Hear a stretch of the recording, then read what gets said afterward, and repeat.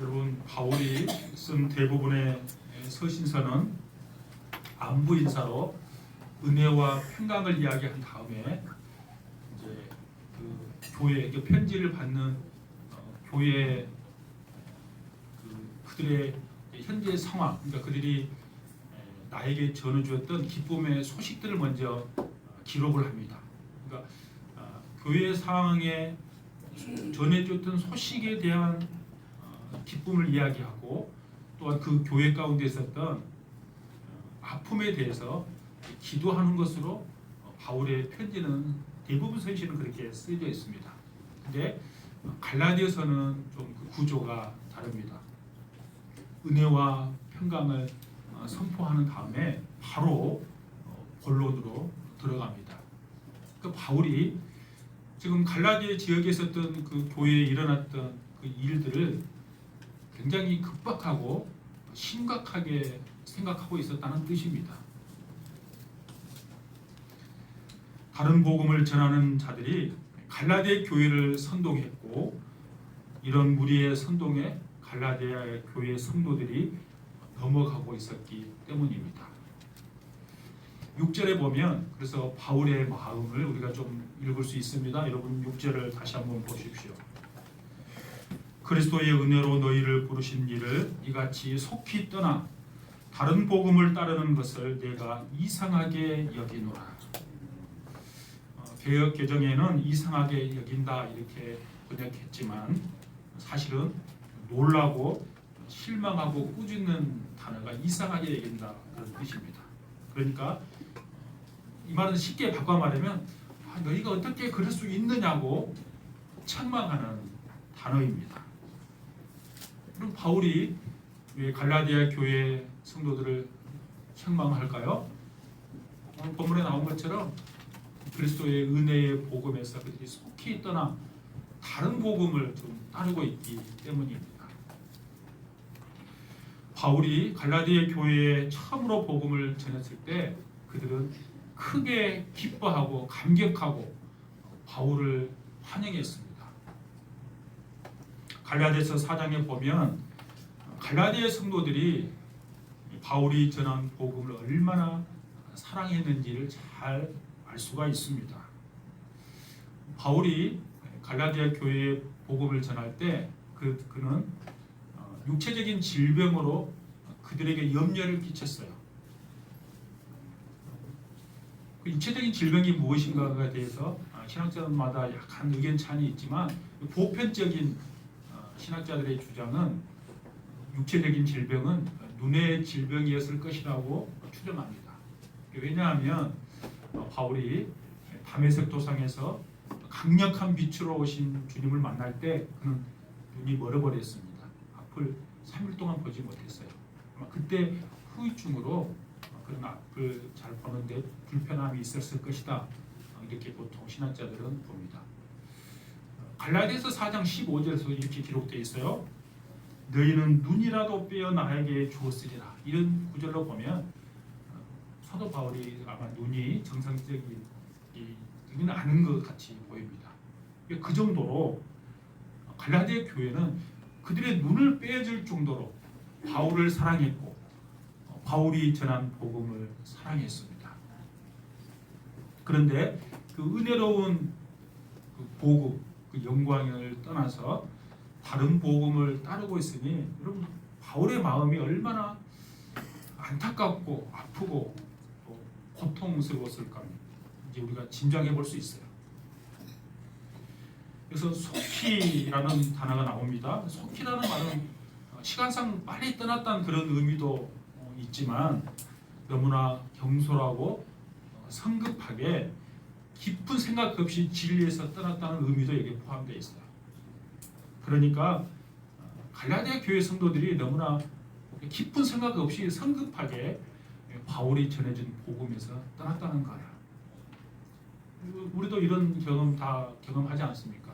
내가 정말 마음을 다해서 복음을 전하고 그들을 전도했어요. 그리고 그걸 사랑으로 양육했어요.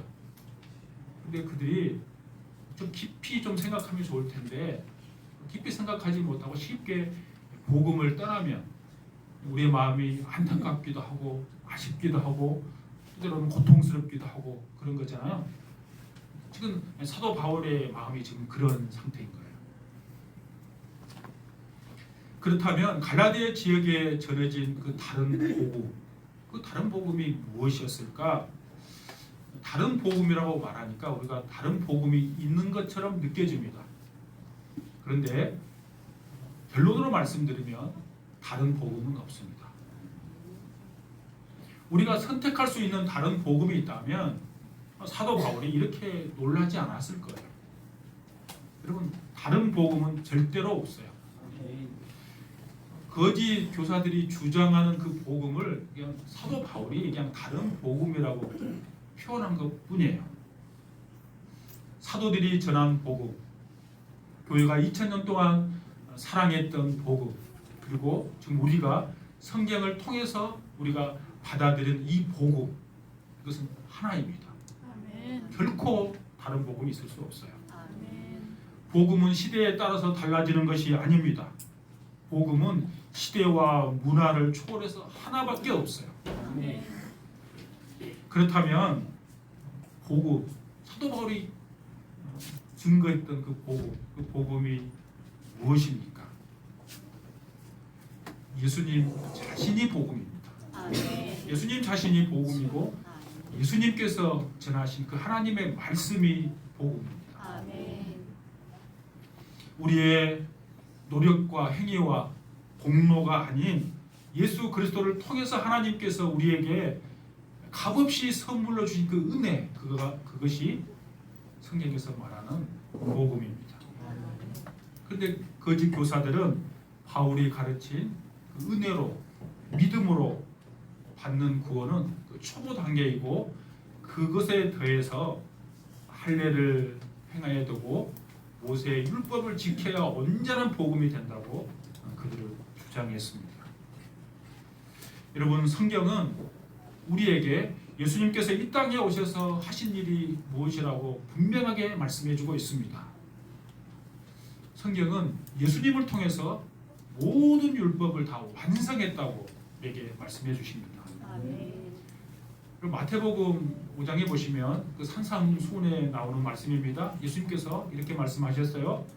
주님께서도 친히 내가 율법을 폐하러 온 것이 아니다. 율법을 완전하게 하기 위해서 오셨다 그랬어요. 그리고 그 율법을 이루기 위해서 오셨다는 사실을 증거하는 대표적인 성경책이 갈라디아서고 로마서입니다. 그 중에 대표적인 로마서에 나온 말씀 제가 한 구절 읽어드리겠습니다. 로마서 10장 4절입니다. 그리스도는 모든 믿는 자에게 의를 이루기 위하여 율법의 마침이 되시니라. 예수 그리스도께서 모든 믿는 자에게 구원을 주시기 위해 사람의 몸을 입고 이 땅에 오셔서 우리를 대신해서 율법을 완전히 이루신 거예요. 또한 모든 형벌과 진노를 십자가에서 몸으로 다 받으셨어요. 주님은 율법을 온전히 지키셔서 우리가 온전한 율법을 지킬 수 없음을 너무나 잘 아시기 때문에 율법을 온전히 지킴으로 스스로 완전한 의가 되셔서 우리에게 구원을 베풀어 주신 줄로 믿습니다. 아멘. 그러므로 저와 여러분은 율법을 지킴으로 구원을 받는 것이 아니라 율법을 완성하신 예수 그리스도를 믿음으로 구원을 받습니다. 아멘. 그런데 다시 율법을 요구하는 것은 구주를 통해서 완성된 율법을 다시 깨는 거예요. 다시 돌아가는 거죠. 복음으로 시작했다가 율법으로 돌아가는 것은 사실은 구원을 완전히 이룬 구원을 다시 깨는 것과 같은 거예요. 우리가 하나님의 은혜로 부르심을 받았다는 것은 구원의 주권이 나에게 있는 것이 아니라 주님에게 있다는 사실이에요. 내가 율법을 지켜서 구원을 얻는다는 것은 구원이 나에게서부터 나오는 거예요. 절대로 인간은 자기 자신을 구원해낼 수 없어요.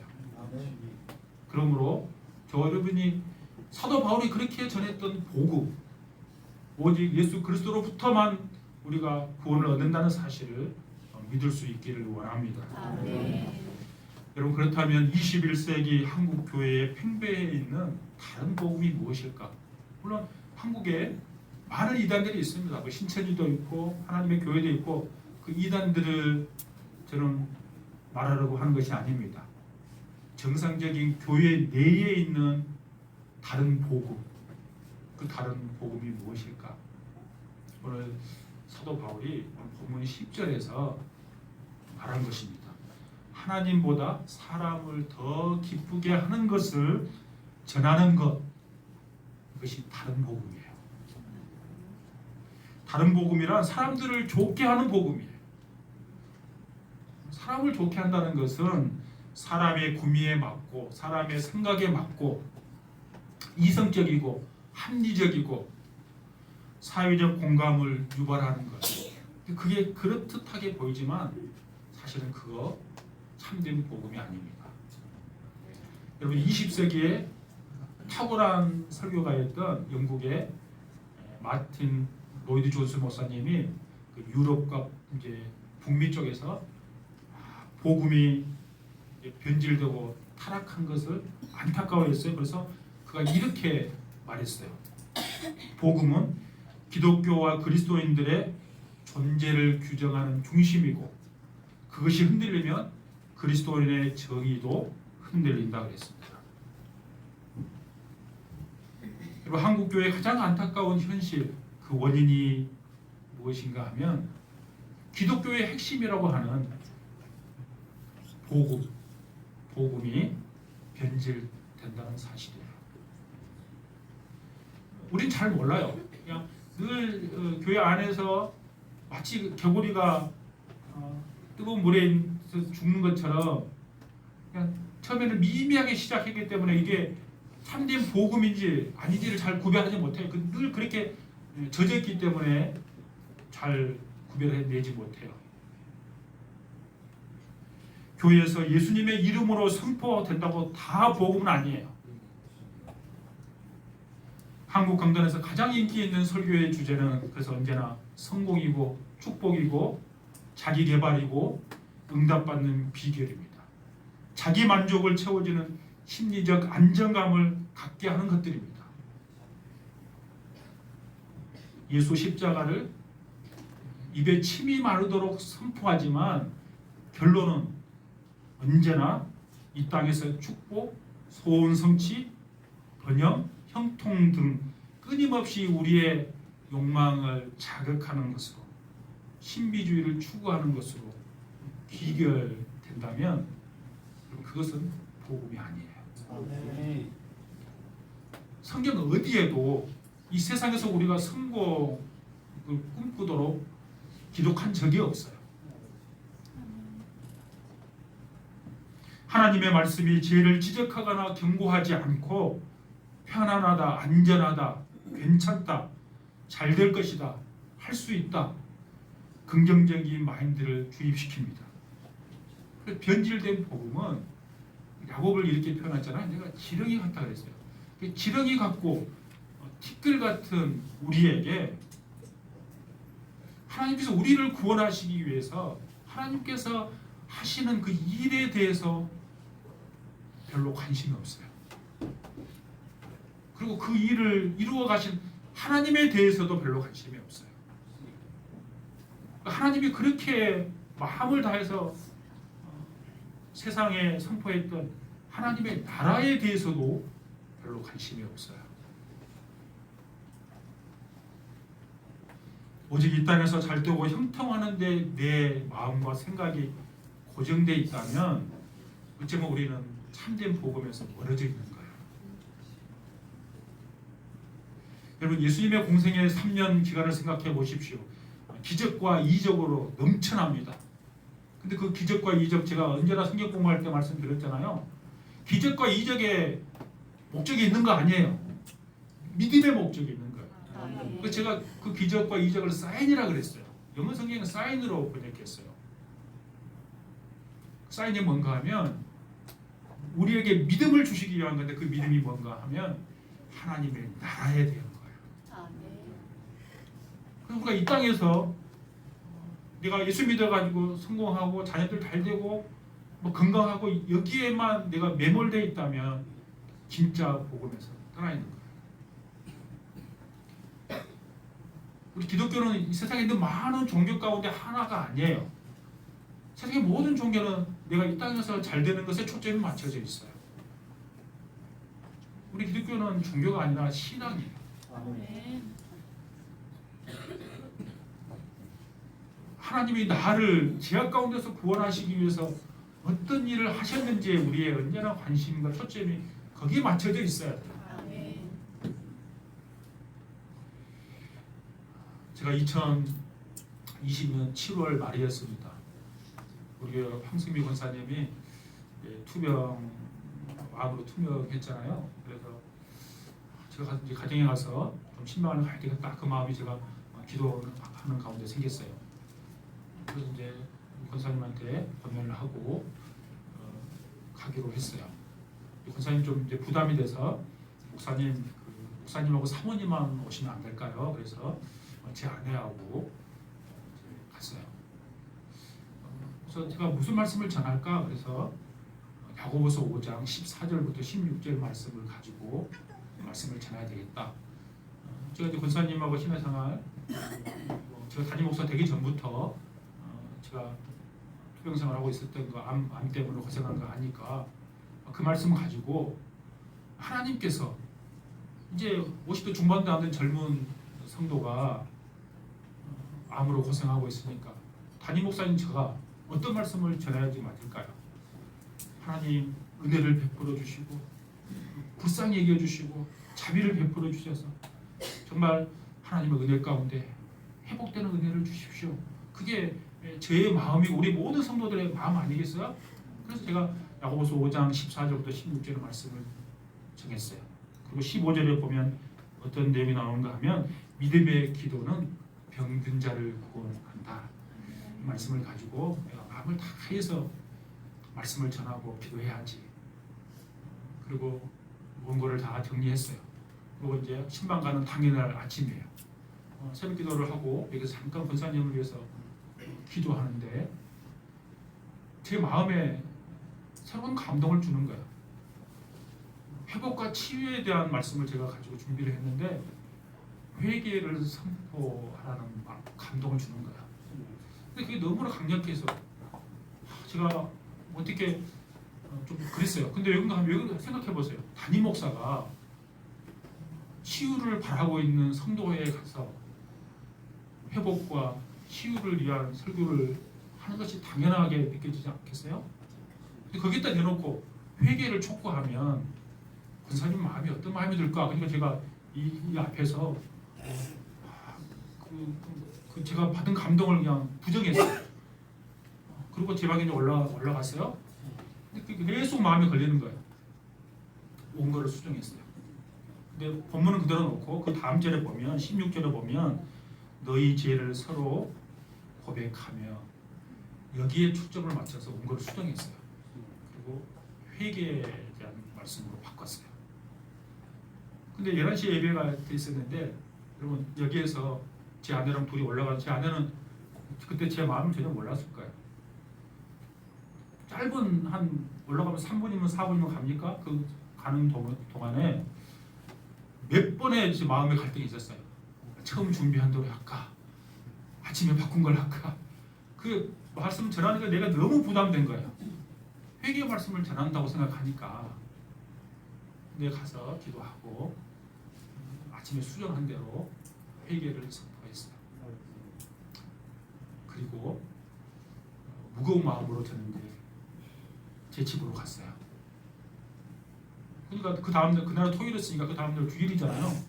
주일날 설교가 잘 준비가 안 되는 거예요. 신경이 쓰이는 거예요. 선생님 상처받았으면 어떡할까 이런 마음이 제게 있는 거죠. 근데 밤 8시가 되니까 제게 문자가 왔어요. 긴 문자를 썼어요. 그리고 목사님 기이한 말씀 정말 감사합니다. 그리고 사랑하고 존경합니다. 그렇게 해서 문자가 왔어요. 앞에 뭐 다양한 거 썼지만 그건 다 공유할 수는 없지만 그래서 제가 좀 안심이 됐어요. 그리고 며칠 후에 권사님은 호스피스 병동으로 급하게 옮겨갔고 얼마 있지 않아서 주님의 품으로 떠나갔어요. 제가 장례 예식 할 때 제가 그런 느낌을 받았어요. 아, 주님은 그때 제게 주신 그 마음은 왜 그게를 선포하러 가셨을까? 그의 영혼을 받으실 때 작은 제약이라도 다 털어내고 거룩한 모습으로 그 영혼을 받기를 원하지 않았을까? 그런 생각을 해봤습니다. 여러분, 때로는 진리를 선포하는 것이 상대편의 마음을 아프게 하고 그 마음을 전하는 말씀 전도자들은 굉장히 부담이 됩니다. 그런데 기억해야 할 것이 있습니다. 바울이 갈라디아에 있는 그 성도들에게 전한 말씀, 네가 사람들에게 좋게 하라, 하나님께 좋게 하라. 이것을 늘 목회자는 생각해야 합니다. 그 우리의 숙명입니다. 여러분 다시 한번 보시죠. 10절 다시 한번 읽겠습니다. 10절 시작. 이제 내가 사람들에게 좋게 하랴, 하나님께 좋게 하랴, 사람들에게 기쁨을 구하랴, 내가 지금까지 사람들에게 기쁨을 구하였다면 그들의 종이 아니냐. 아멘. 바울은 삶의 기준이 분명한 사람이었습니다. 그 기준은 하나님을 기쁘시게 하는 거였습니다. 아멘. 사랑하는 우리 백정교회 성도 여러분, 여러분의 삶의 기준은 무엇입니까? 성공입니까? 돈입니까? 지위입니까? 하나님의 기쁨을 구하는 것이 여러분의 삶의 기준이 되기를 축복합니다. 아멘. 그렇게 사신 분이 있습니다. 바로 예수님이십니다. 아멘. 예수님은 하나님이 기뻐하는 일을 하시기 위해 하늘 영광을 버리시고 이 땅에 사람의 몸을 입고 가장 낮은 곳으로 오셨어요. 또 말구유 가장 천한 가장 낮은 곳으로 이 땅에 오셨어요. 하나님을 기쁘시기 위해 그는 친히 허리를 굽혀서 제자들의 발을 씻으셨어요. 하나님을 기쁘시게 하기 위해 자신이 친히 어린 양의 제물이 되셔서 십자가에서 고난을 받으셨어요. 하나님의 기쁨이 되기 위해 도저히 순종할 수 없는 그 순종의 길을 주님은 걸어가셨어요. 가장 여러분 순종하기 어려운 건 뭡니까? 십자가의 길이에요. 주님께서 십자가가 너무 고통스러운 걸 아시니까 빗방울이 땀방울이 되도록 주님 앞에 기도하고 그가 마지막 외쳤던 말은 나의 원대로 마옵시고 주님의 뜻대로 되기를 원합니다. 순종의 길을 걸어갔어요. 한 번뿐인 인생, 여러분은 누가 기뻐하는 삶을 사시겠습니까? 우리를 위해 목숨을 내어주신 예수 그리스도의 그 기쁨이 되기를 원합니다. 아멘. 예수님을 주인으로 모시기 때문에 사도 바울은 자신을 그리스도의 종이라고 고백했습니다. 그러면 종이란 말은 조금 더 적극적으로 표현하면 노예예요. 노예. 당시의 노예는 인격이 없어요. 인권이 그에게 노예에게 있을 수 없어요. 사람들은 당시의 노예를 움직이는 물건 취급했어요. 자기의 주장에 아무것도 없는 것이 노예입니다. 그런데 바울은 자신을 예수 그리스도의 그 노예 종으로 부르는 것을 기뻐했어요. 여러분의 가슴의 중심에 누가 주인 노릇하고 있는지를 늘 돌아보셔야 합니다. 아멘. 우리의 주인된 자리에 예수님이 자정에서 앉아 계신지를 체크하셔야 합니다. 혹시 내가 주인 노릇하고 있지 않는지를 늘 점검하셔야 합니다. 아멘. 예수님이 우리의 주인이고 나는 그의 종인데 내가 주인의 자리에 앉았다면 바뀌는 거예요. 예수님이 나의 종이 되는 거예요. 예수님 그렇게 믿는 사람 있어요. 예수님은 나의 모든 것 내가 원하는 거 다 들어주는 종처럼 생각하는 그런 믿음을 가진 사람이 있어요. 그게 21세기 한국 교회 내에 있는 다른 복음이에요. 우리는 어떠한 경우라도 주님은 우리의 필요를 채우신 분이세요. 그것은 변함없는 사실이에요. 그런데 우리의 정체성은 우리가 그리스도의 종이라는 사실을 한시라도 잊어서는 안 돼요. 아멘. 바울처럼 우리도 당당히 삶 속에서 나는 예수님의 사람이다, 예수님의 종이다 고백하며 살 수 있기를 원합니다. 아멘. 여러분, 기독교가 너무나 편협하다고 사람들은 종종 이야기합니다. 다른 복음이 없다고 주장하면 어떻게 기독교 너희들은 그렇게 너희들만 아냐고 우리를 정죄하기도 합니다. 하지만 복음은 타협의 대상도 양보의 대상도 아닙니다. 아멘. 믿느냐 그렇지 않느냐 두 길밖에 없습니다. 다른 복음은 없습니다. 예수 그리스도를 통하지 않고는 하나님 아버지께로 갈 인생은 결코 없습니다. 아멘. 예수 그리스도 그분이 복음인 것을 여러분 확실히 믿고 그 예수 그리스도를 붙들고 사실 수 있기를 원합니다. 아멘. 예수 외에 그 어떠한 것도 우리에게 있을 수 없다는 사실을 여러분 믿을 수 있기를 원합니다. 아멘. 예수님은 그 바다에 놓인 다리와 같아요. 하나님께로 인도해 가는 구원의 길로 인도하는 다리예요. 바울은 그 복음 앞에 기뻐서 뛰었고 그 복음을 위해 자신의 목숨을 걸었습니다. 우리 또한 그가 받았고 누렸던 똑같은 복음을 받았습니다. 이제 우리는 복음을 외쳐야 합니다. 그렇지만 한편으로는 다른 복음에 대한 경계를 게을리지 하지 말아야 합니다. 우리에게 잘 스며 있기 때문에 잘 모를 수 있어요.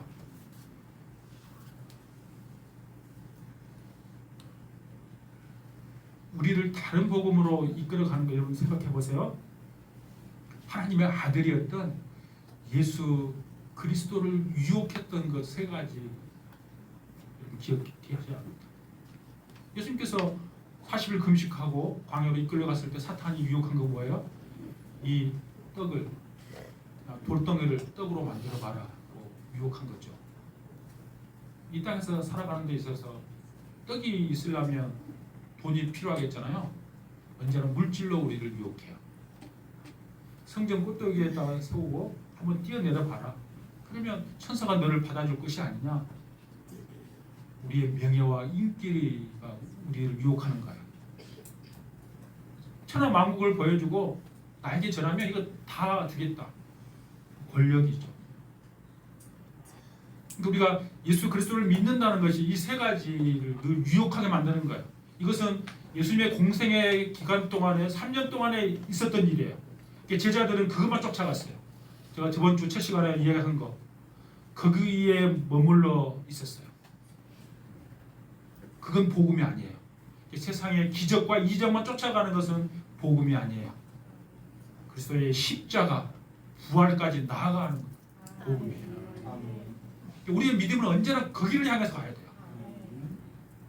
이 땅에서 성공, 이 땅에서 잘됨, 그것은 공생의 3년 동안 제자들을 쫓았던 복음이에요. 예수님이 원했던 복음, 우리에게 요구하는 복음, 공생의 이후에 십자가에서 죽으시고 부활하신 그 복음을 우리에게 요구하는 거예요. 그렇다면 저와 여러분은 예수님의 제자로서 내 관심이 어디에 있는지를 늘 체크하셔야 돼요. 이 땅의 것만 생각하는 것이 아니라 하늘나라에 관심을 갖고 나를 구원하기 위해서 하나님이 얼마나 고통스러울까도 생각해보고 주님이 얼마나 십자가에서 힘들어하셨을까도 생각해보고 그 믿음으로 나아갈 때 하나님께서 우리에게 주시는 참된 감사와 평안과 기쁨을 누리게 될 줄로 믿습니다. 그게 없으면 우리가 이 땅에서 내가 가지고 있는 걸로 믿음이 흔들려요. 저와 여러분이 참된 믿음을 소유함으로 주님이 주시는 감사와 기쁨을 누리고 나아갈 수 있기를 진심으로 축복합니다.